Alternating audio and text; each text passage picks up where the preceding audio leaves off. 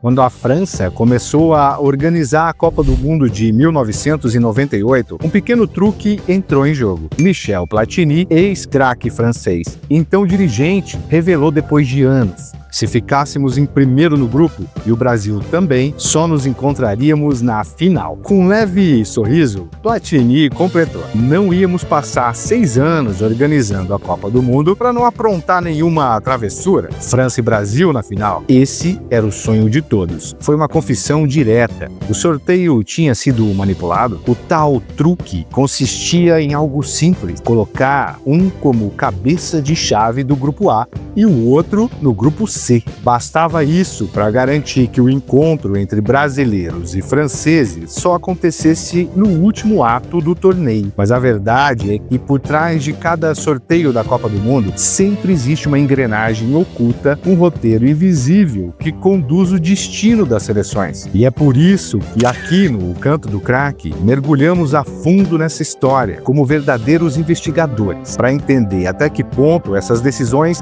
moldaram o rumo de cada mundial. Para dar sentido a essa jornada, dividimos essa história em 3 grandes fases, representadas por 3 potes simbólicos. O primeiro, o pote verde, nos leva à era primitiva do futebol mundial. Ela começa no Uruguai, em 1930, com a primeira Copa da história, e segue até o Chile, em 1962. Chamamos assim porque aquele mundo do futebol era completamente diferente do que vivemos hoje. O esporte ainda engatinhava, pouco popular, e em muitos países sequer era profissional. Naquela primeira Copa, com apenas 13 seleções, não bastou um sorteio, foram precisos 2. O primeiro para definir os 4 grupos, o segundo para compor as chaves com base em blocos regionais. Os americanos foram escolhidos como cabeças de chave e os europeus, Bélgica, Romênia, Iugoslávia e França, formaram o grupo número 1. Já o grupo número 2 ficou com as seleções americanas que restaram. Tudo obedecia a um critério simples: o geográfico. Evitar viagens intermináveis e confrontos repetidos entre vizinhos era a prioridade. Era outro tempo, nada de aviões fretados ou logísticas modernas. Não era como hoje, em que se uma final da Libertadores é adiada, ela pode ser jogada dias depois no Santiago Bernabéu. Naquela época, cruzar o oceano era uma epopeia e o desempenho esportivo prévio quase irrelevante. Uruguai e Bélgica, por exemplo, já haviam sido campeões olímpicos, e isso não mudou absolutamente nada. Os grupos da primeira Copa foram revelados apenas 3 dias antes da partida inaugural. Sim, você chegava no Uruguai, colocava as chuteiras e só então descobria contra quem ia jogar. Mas a história não acabou aí. Longe disso. Como contamos antes, houve também um segundo sorteio, dessa vez para definir as semifinais. A lógica era simples: evitar qualquer suspeita ou previsão sobre quem enfrentaria quem. Primeiro, era preciso vencer o seu grupo. Só depois se saberia o próximo oponente. Algo bem parecido com o que acontece hoje na Liga dos Campeões e que, em certos períodos, já vimos também na Copa Libertadores, quando as fases finais eram sorteadas do zero, como se a competição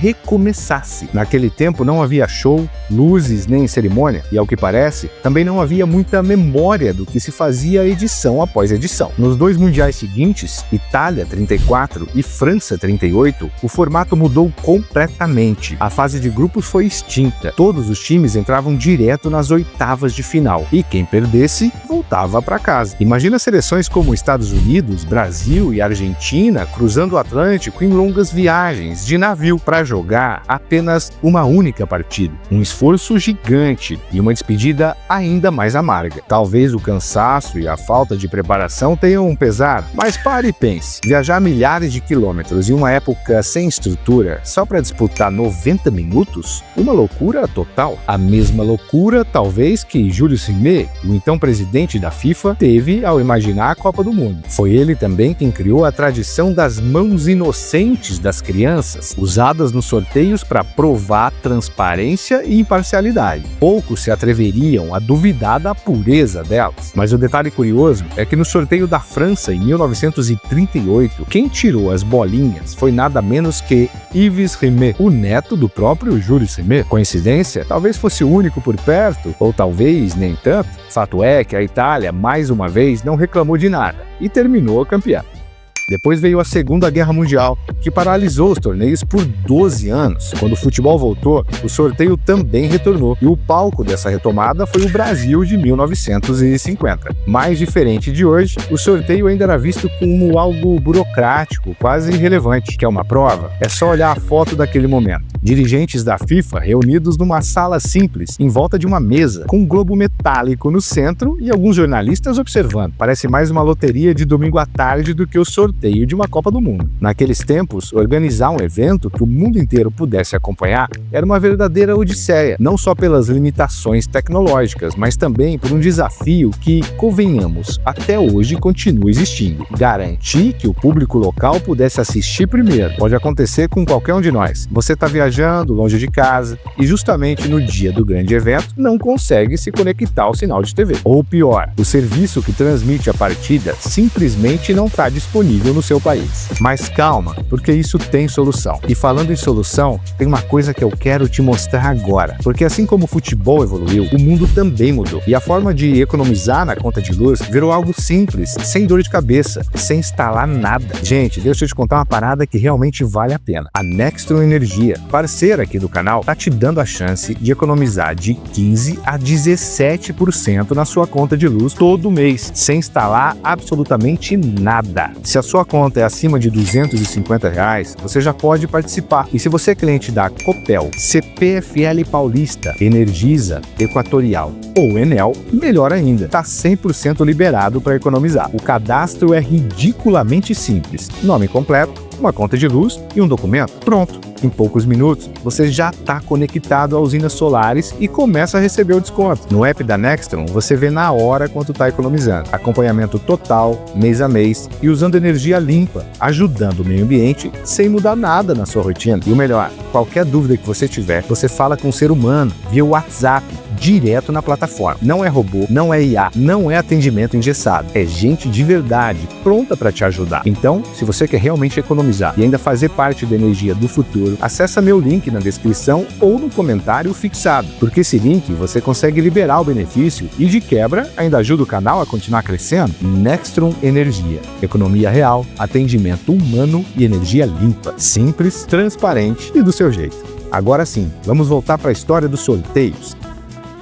A edição de 1950 marcou o retorno da fase de grupos. Com uma linguinha final entre os líderes de cada chave, os 4 cabeças de chave eram o Brasil, anfitrião, a Itália, atual campeã, o Uruguai, campeão de 1930, e a Inglaterra, que chegava com moral, depois de vencer a British Home Championship, o campeonato britânico de seleções, derrotando a Escócia na final. Esse torneio, criado em 1883, foi disputado por mais de um século e era incrivelmente importante. Ele garantia 2 vagas para a Copa do Mundo, mas uma delas acabou em risco por causa de uma promessa feita pelos escoceses. Os dirigentes decidiram que, se não vencesse o campeonato britânico, não iriam à Copa do Mundo. E assim foi. Os escoceses perderam por 1-0 para os ingleses e, por orgulho, desistiram da Copa. Uma decisão que chocou a torcida. Mas não foi a única ausência daquela Copa, não. Turquia, Índia, Portugal e França desistiram por dificuldades logísticas e a Argentina ficou de fora por conflitos internos na federação. Era preciso fazer mágica e das grandes para montar o sorteio da época. Mais uma vez, a FIFA não conseguiu preencher o número ideal de 16 seleções. O que seria 4 grupos de 4 times acabou virando algo bem diferente. 2 grupos de 4, 1 de 3 e 1 de apenas 2 seleções. O improviso virou norma e o espetáculo ainda estava longe de começar. A Copa do Mundo seguia tentando encontrar o seu formato ideal, e a edição da Suíça, em 1954, talvez tenha sido uma das mais confusas de todas. 16 seleções divididas em 4 grupos de 4. Até aí, tudo normal, ou pelo menos deveria ser. O que você esperaria? Todos jogam contra todos, os 2 melhores avançam. Simples, certo? Pois bem,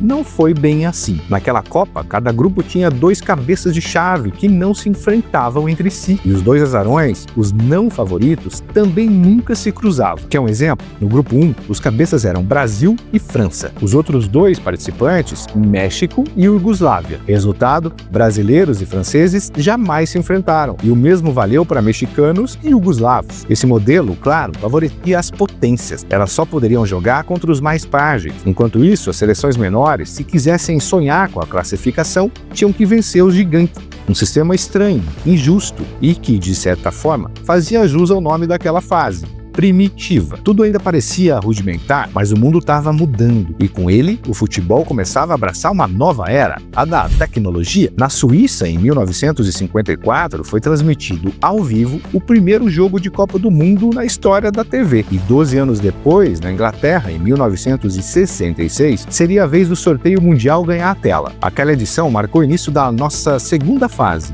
o pote branco, também conhecida como Era Televisiva, que vai de 1966 até 1986. Com a popularização da televisão, até um simples sorteio passou a ser considerado entretenimento global. O sorteio de 66 foi realizado no Hotel Royal Garden, em Londres, um cenário cuidadosamente montado para que milhões de pessoas pudessem assistir em tempo real. Nada mais de dirigentes sentados ao redor de uma mesa e um globo metálico no centro. Dali em diante, tudo seria público. E se houvesse polêmica, o mundo inteiro ia ver. E foi exatamente isso que aconteceu. O problema daquela edição veio do continente ausente, a África.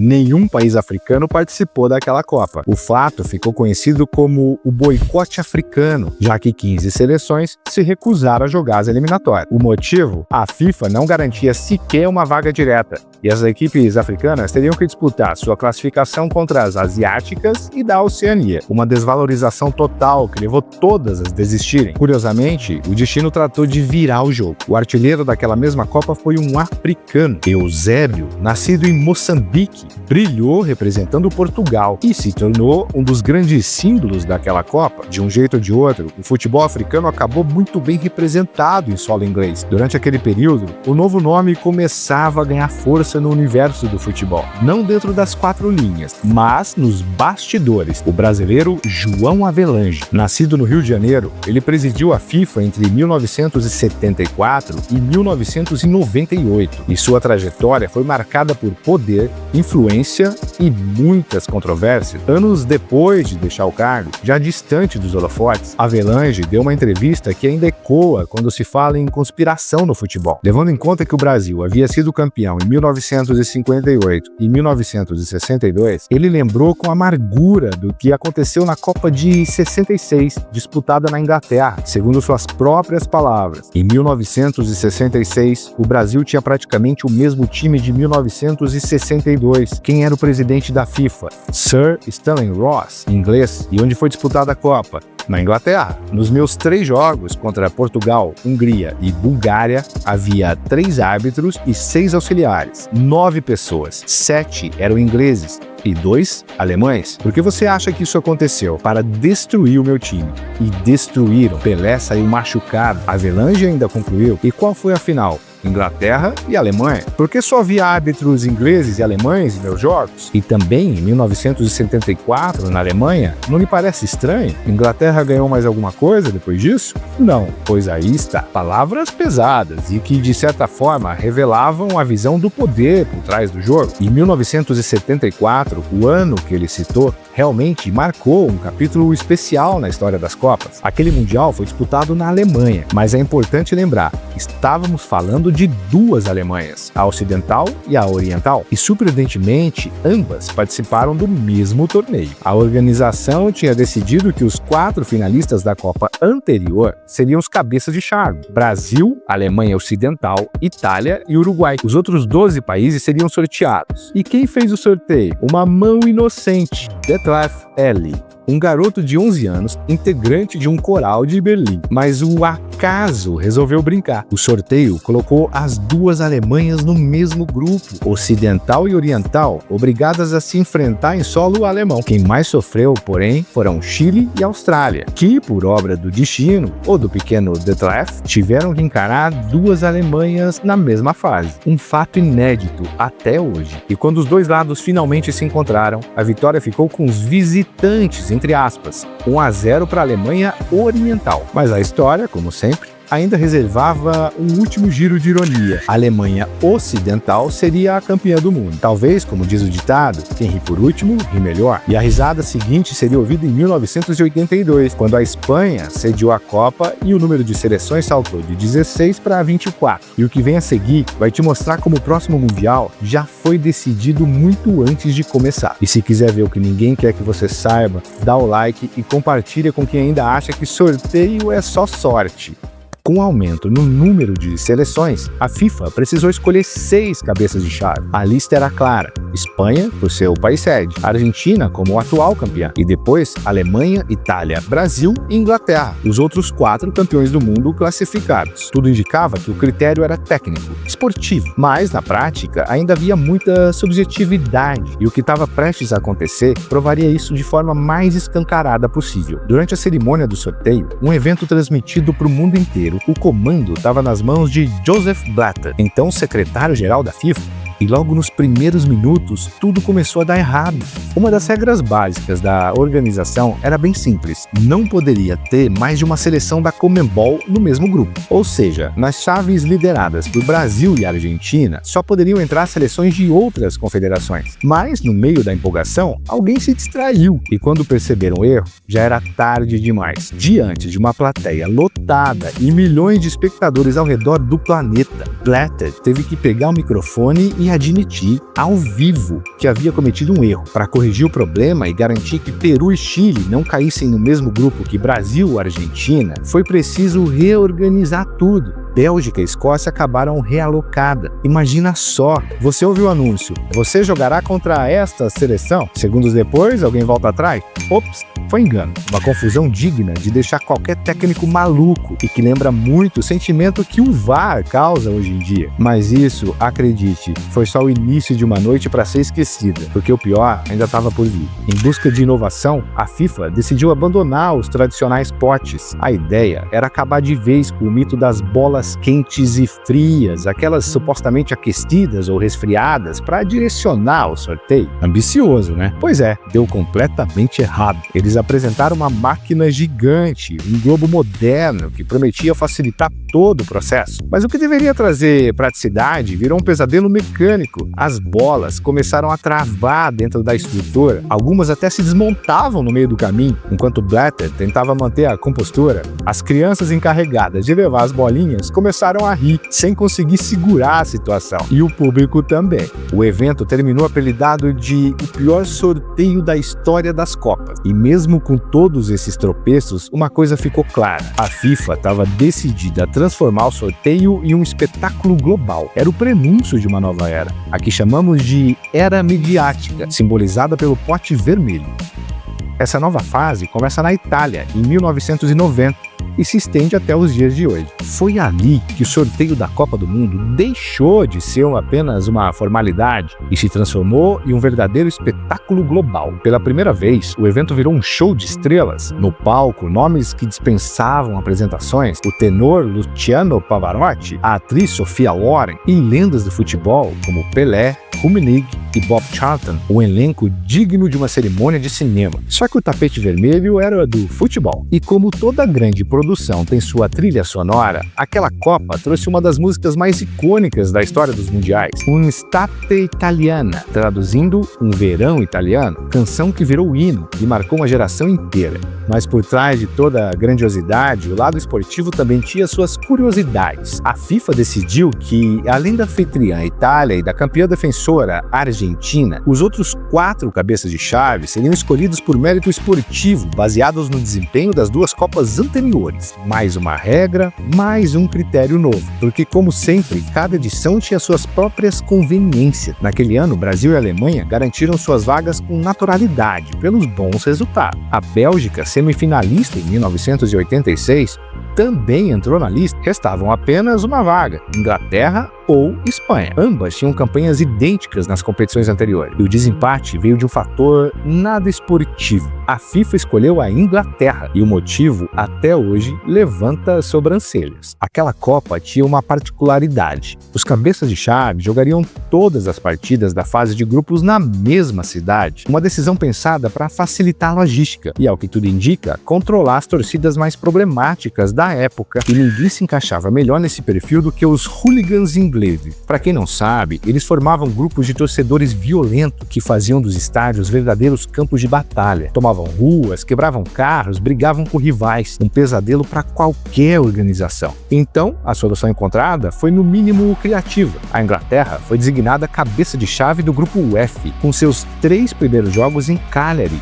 uma cidade isolada na ilha da Sardenha. Literalmente, queriam confiná-los em uma ilha, longe de tudo e de todos. O técnico da Espanha naquele torneio, Luis Suárez, chegou a desabafar. Achamos que fomos enganados. Queriam mandar a Inglaterra para Cagliari a qualquer custo, e por isso os colocaram como cabeça de grupo.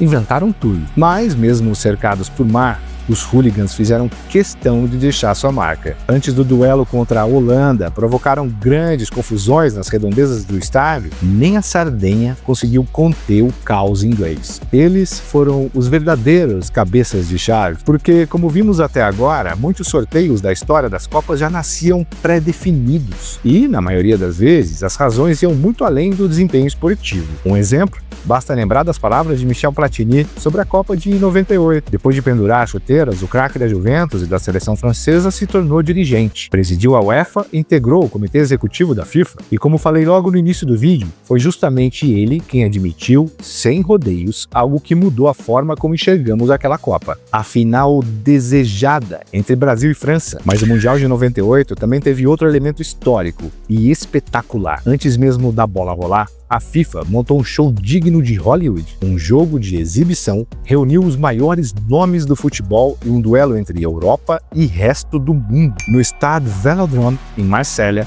o esporte se vestiu de espetáculo. De um lado, Zidane, Kluivert e Costa Curta. Do outro, Batistuta, Ronaldo Fenômeno e Nakata. Um jogo que terminou 5-2 para o resto do mundo. Mas o placar, sinceramente, foi o de menos. Aquele dia foi uma grande celebração ao futebol. A próxima grande mudança no sorteio só viria muitos anos depois, na Copa de 2014, no Brasil. Foi quando o ranking da FIFA estreou como novo parâmetro para definir os 8 cabeças de chave. E é sobre esse sistema, inclusive, que vamos falar em detalhes mais adiante. Na teoria, a cerimônia de 2014 tinha tudo para ser impecável, mas na prática acabou mergulhada em polêmica.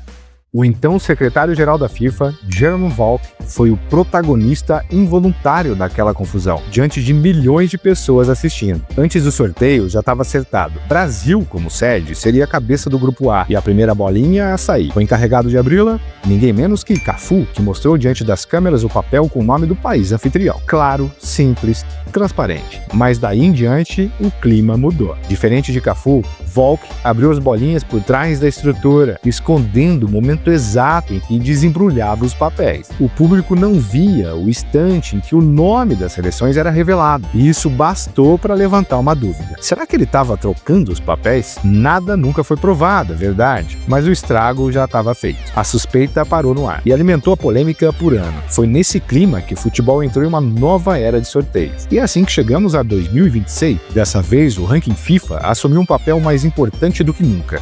Na versão mais recente do sistema, batizado de Método SUM, SUM, aprovada em 2018, segue a mesma lógica do famoso Rating Yellow, utilizado no xadrez. Uma fórmula complexa, que agora passou a definir o destino das maiores seleções do planeta. Para entender esse sistema, é preciso guardar 3 chaves fundamentais. Primeira, cada partida influencia a pontuação da seleção. Segunda, nem todos os jogos têm o mesmo peso. Uma final de Copa do Mundo vale muito mais do que um amistoso qualquer. E terceira, os pontos ganhos ou perdidos dependem do nível do adversário. adversário. Em resumo, vencer o líder do ranking mundial vale muito, mas bater uma equipe de meio de tabela quase não muda nada. O mesmo vale na outra direção. Perder para uma seleção mais forte tira poucos pontos, mas tropeçar diante de uma equipe fraca pode custar caro. E para entender isso na prática, vamos a um exemplo. Imagine um amistoso fora da data FIFA entre os dois extremos do ranking. Espanha no topo com 1.877,18 pontos contra San Marino, lá embaixo, com 726,03. Se a Espanha vence, o que seria esperado, ganha apenas 0,06 pontos, praticamente nada. Mas se perde, o prejuízo é de 4,94 pontos. Não chega a ser o fim do mundo, mas o recado é claro, perder jogo fácil tem preço. Agora, vamos sonhar um pouco.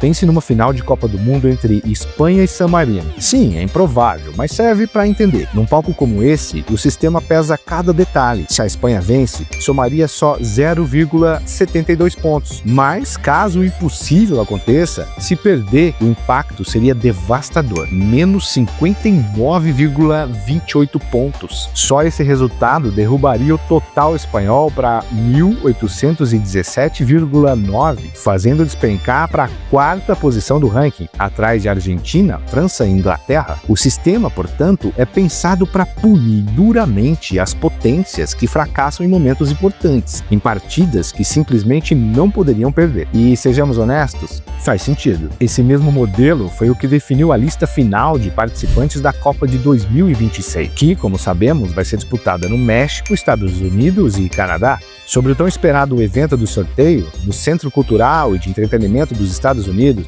o Kennedy Center, na capital Washington, o presidente da FIFA, Gianni Infantino, foi categórico. Vai ser a maior Copa do Mundo já vista. E essa edição é cheia de novidades mesmo. A mais impactante serão 48 seleções distribuídas em 12 grupos, cada um com seu cabeça de chave. Essas vagas de destaque caberão aos 3 países sede e aos 9 melhores colocados do ranking FIFA, que acabamos de explicar. Um novo formato, uma nova era e provavelmente o maior mundial de todos os tempos. Os 36 países que restaram também foram divididos em 3 potes adicionais, seguindo rigorosamente a ordem do ranking da FIFA. Na hora de formar os grupos, uma regra essencial foi estabelecida. Não poderia ter mais de uma seleção da mesma confederação e uma mesma chave. A única exceção é a UEFA. Afinal, com 16 vagas, é matematicamente impossível evitar repetições. Por isso, foi permitido um máximo de 2 seleções europeias por grupo. Mas a grande novidade dessa edição está nas fases finais do torneio. Pela primeira vez na história, a FIFA definiu oficialmente, e não em segredo, como ocorreu em 98, que os 4 primeiros colocados do ranking mundial seriam colocados em lados opostos da chave. Traduzindo, se confirmarem o favoritismo e terminarem em primeiro em seus grupos, só poderão se enfrentar a partir das semifinais. E mais, os 2 primeiros do ranking só se encontrariam numa final. No caso, estamos falando de Argentina e Espanha.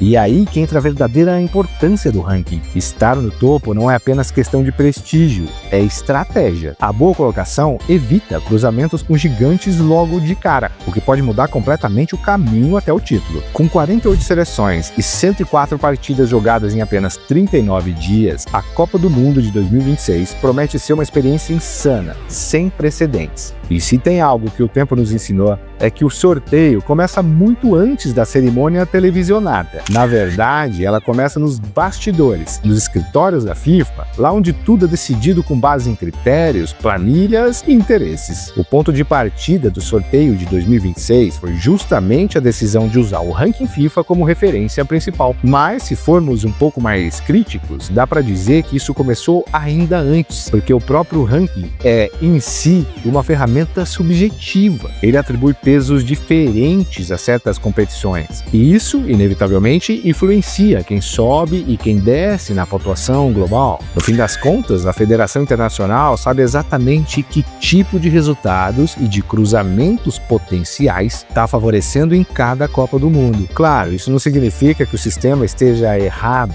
Um método precisa existir, alguém precisa definir as regras do jogo. Mas o importante é entender as consequências de cada escolha, de cada fórmula, de cada ajuste estatístico que define o destino das seleções. Enquanto o mundo se prepara para mais um Mundial histórico, nós seguimos aqui, compartilhando histórias, bastidores e curiosidades sobre a competição mais apaixonante do planeta.